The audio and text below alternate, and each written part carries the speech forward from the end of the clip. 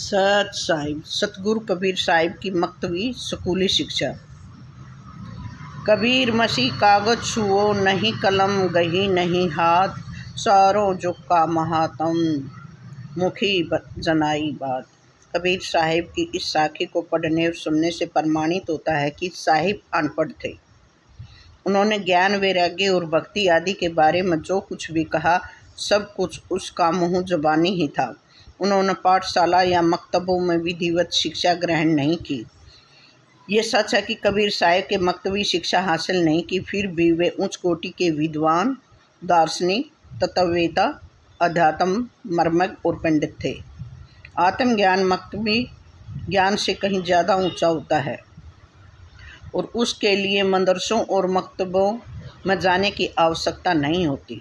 आत्मज्ञान मदरसों में जाने से नहीं बल्कि चिंतन और मनन से प्राप्त होता है। हमारे प्राचीन ऋषियों मुनियों द्वारा रचे गए धर्म ग्रंथ भी साधना की नींव से अनुभव की कसौटी पर तोल कर लिखे गए थे।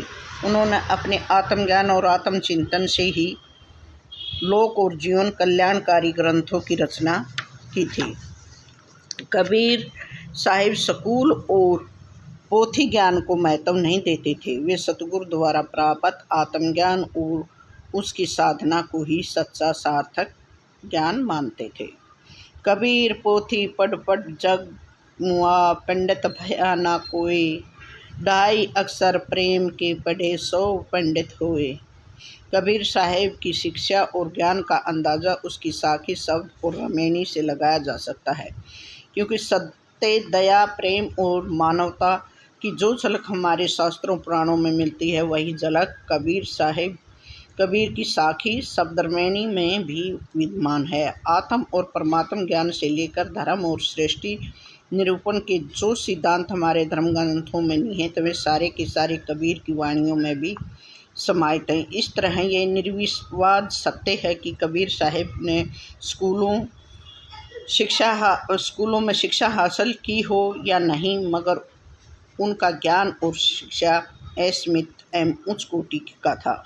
सोहम मंत्र का जाप ही आत्मा और ब्रह्म ज्ञान की साधना है, जो श्वास प्रश्वास में की जाती है। सोहम के 2.5 अक्षर हैं, साहिब फरमाते हैं,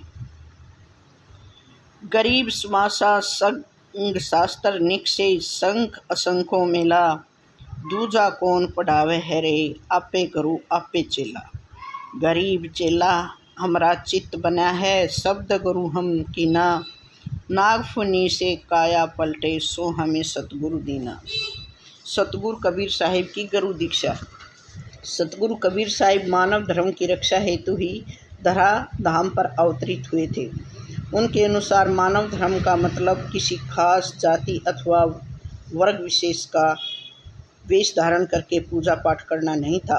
उनका मकसद मानव मात्र के हृदय में प्रेम, दया, सत्य और अहिंसा का संचार करना था।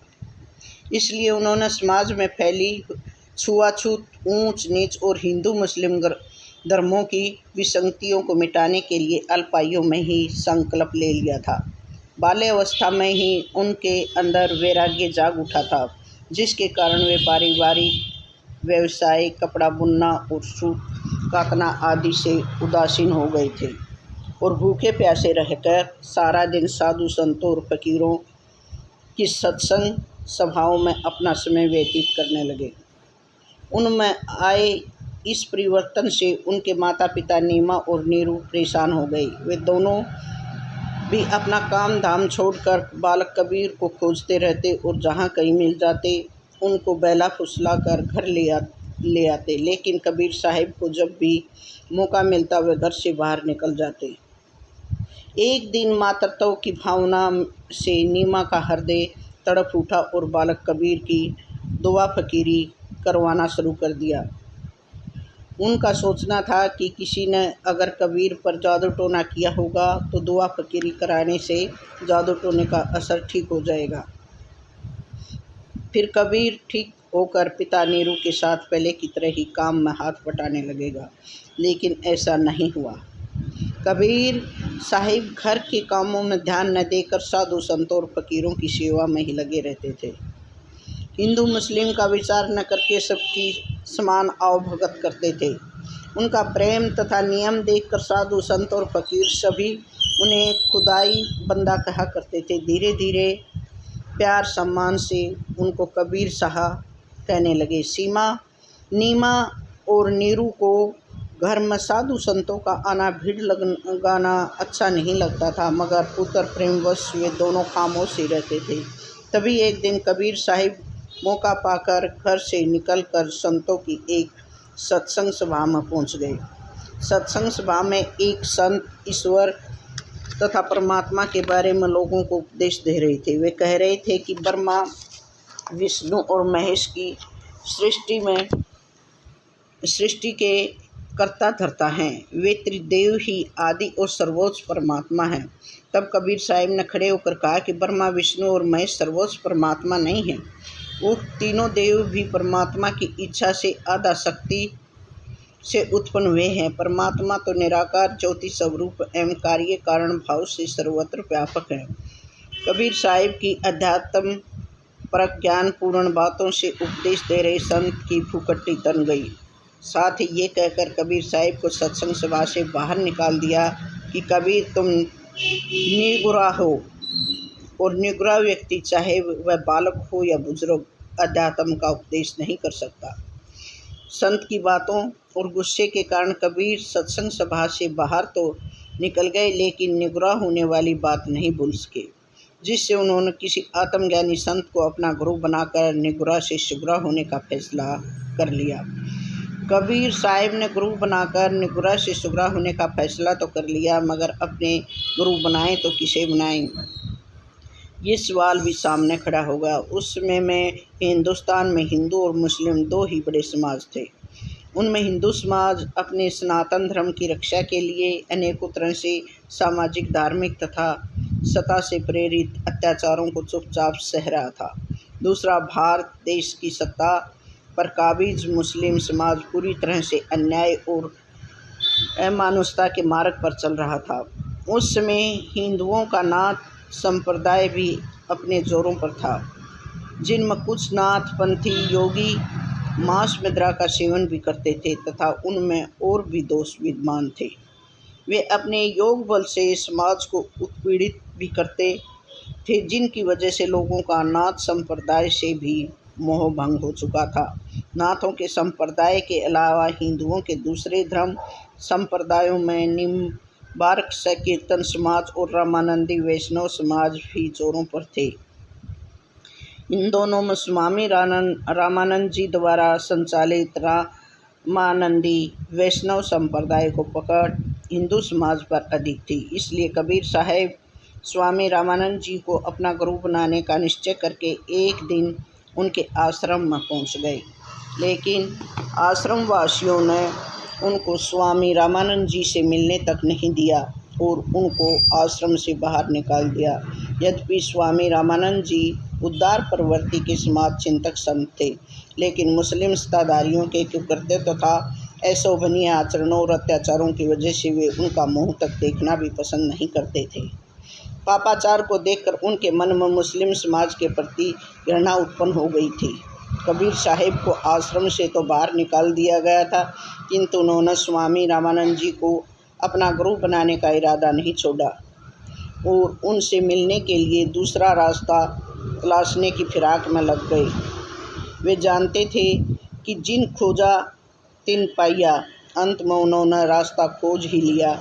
स्वामी रामानंद जी प्रतिदिन ब्रह्म मुहूर्त में पंचगंगा घाट पर गंगा स्नान के लिए जाया करते थे। एक सुबह कबीर साहब अपनी आयु से भी कम उम्र अर्थात 5 साल के बालक बनकर पंचगंगा घाट की सीढ़ियों पर जाकर लेट गए, जहाँ पर स्वामी रामानंद जी गंगा स्नान करने जाया करते थे।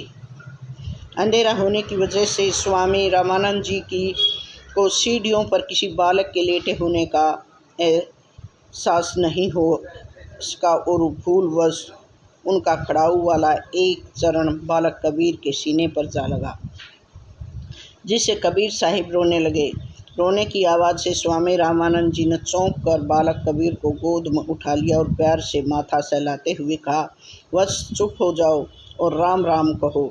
इस पर सतगुरु कबीर साहिब ने रोना बंद कर दिया क्योंकि उनको जिस गुरु और राम नाम के महामंत्र की ज़रूरत थी उनको मिल चुके थे।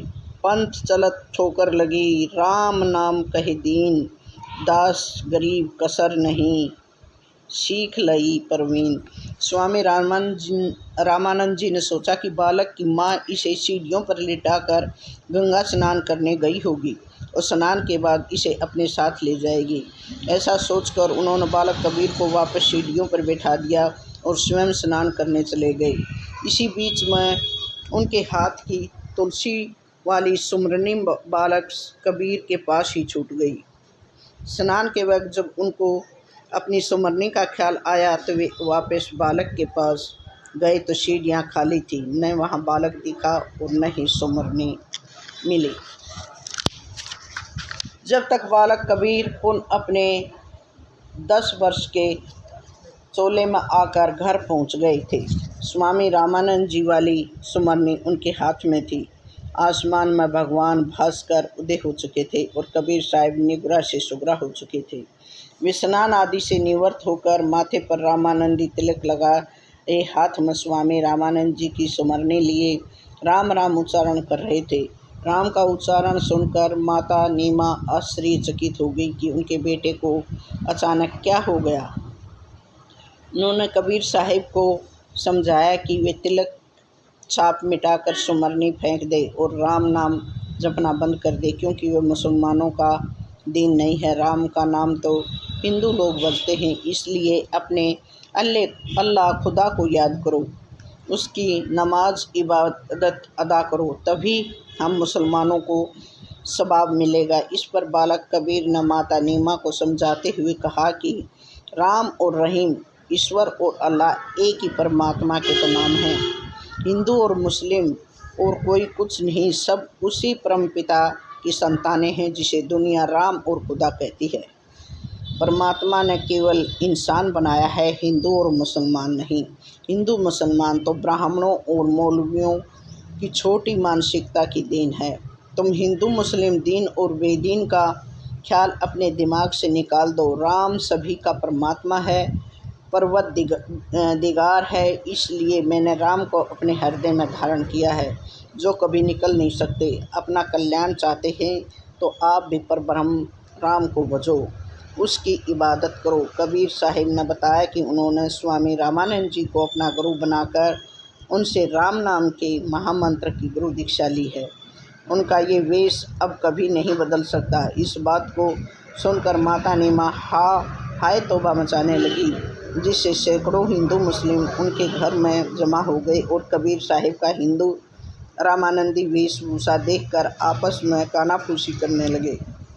मुस्लिम लोगों ने जहां कबीर साहिब को किसी हिंदू का पुत्र कहा, वहीं हिंदू भी कहने लगे कि मुस्लिम बच्चे को अपना शिष्य बनाकर स्वामी रामानंद जी ने हिंदुओं के सनातन धर्म और परमात्मा को धूमिल कर दिया है। उनको मलेच्छ परिवार में पालित बालक कबीर को अपना शिष्य नहीं बनाना चाहिए था। किसी ने मुसलमान को राम नाम की गुरु दीक्षा देना हिंदू धर्म के खिलाफ है। कुछ ही देर में यह बात सर्वत्र काशी में फैल गई। स्वामी रामानंद जी ने जुल्हाए कबीर को अपना शिष्य बनाया है, जिससे हिंदू समाज में आक्रोश फैल गया और हिंदुओं का एक बड़ा जत्था स्वामी रामानंद जी के आश्रम में पहुंच गया। उन्होंने स्वामी रामानंद जी से पूछा कि मुस्लिम जुल्हाए के बालक कबीर को आपने अपना शिष्य क्यों बनाया? क्या काशी में हिंदुओं का टोटा पड़ गया था? आपके इस अनैतिक कार्य से हिंदू समाज को ठेस पहुंची है। लोगों की बातों को सुनकर पूज्य स्वामी रामानंद जी ने कहा कि उन्होंने किसी भी मुस्लिम बालक को अपना शिष्य नहीं बनाया और न ही राम नाम की दीक्षा दी है। वह झूठ बोल रहा है। इस बात पर कुछ लोग कबीर साहिब के घर जाकर उनको आश्रम में ले आए। स्वामी रामानंद जी ने कुटिया के अंदर से बाहर खड़े कबीर से पूछा कि मैंने तुमको अपना शिष्य कब बनाया? झूठ किस लिए बोल रहे हो? इस पर कबीर साहिब ने दृढ़ता के साथ कहा कि आपने एक दिन ब्रह्म मुहूर्त में पंचगंगा घाट की सीढ़ियों पर मुझे राम नाम की दीक्षा दी है। गुरुदेव, सीढ़ियों पर पड़े बालक को जिसे आपको खड़ाऊ लगी थी, उसे आपने अपनी गोद में उठाकर राम नाम जपने को कहा था।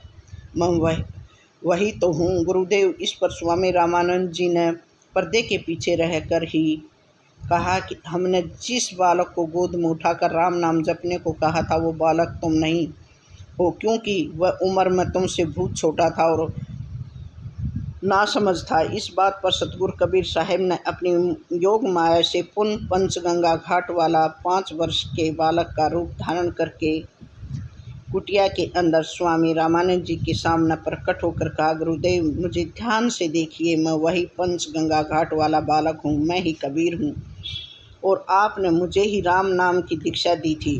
अचानक अपने सामने पंचगंगा घाट वाले 5 वर्ष के बालक को प्रकट हुआ देख स्वामी रामानंद जी के मुंह से नैनासी राम राम का स्वर फूट निकला। इसी के साथ बालक स्वरूपी कबीर उनके सामने से अंतर्ध्यान हो गए। स्वामी रामानंद जी चौंक कर उठ खड़े हुए और कुटिया का पर्दा खोलकर देखा तो बालक कबीर उनको बाहर भी कहीं नजर नहीं आए। स्वामी रामानंद जी ने लोगों के साथ खड़े अपने शिष्य अष्टानंद जी से बालक कबीर के बारे में पूछा कि कबीर कहाँ है। अष्टानंद जी ने कहा, कबीर अभी यहीं पर थे, पता नहीं अचानक कहाँ गायब हो गए। कहीं से वे वहीं कबीर तो नहीं जिन्होंने नीरू और नीमा जुलाहे के घर में बिन भाई बछिया का दूध पिया था, जिनको नीरू नीमा ने लहर तारा तालाब में नवजात शिशु के रूप में प्राप्त किया था। शिष्य अष्टानंद जी की बात पर स्वामी रामानंद जी ने पल भर कुछ सोचने के बाद कहा कि कबीर कोई साधारण बालक नहीं है, इस बात का आभास हमें हो चुका है। ईश्वरीय गुणों से युक्त वे अवश्य कोई परमात्मा के प्रतिनिधि अथवा अवतार हैं। इतना कहकर स्वामी रामानंद जी मन ही मन राम नाम का जाप करते अपनी कुटिया के अंदर चले गए। दूसरी तरफ इस घटना को सुनकर काशी के ब्राह्मण, मौलवी और काजियों ने स्वामी रामानंद तथा बालक कबीर के बारे में अपना अपना अनर्गल राग अलापना शुरू कर दिया। कोई कबीर साहिब की जाति और धर्म पर उंगली उठा रहा था तो कोई स्वामी रामानंद जी की गुरुता पर दोष लगा रहा था। सच साहिब, सच।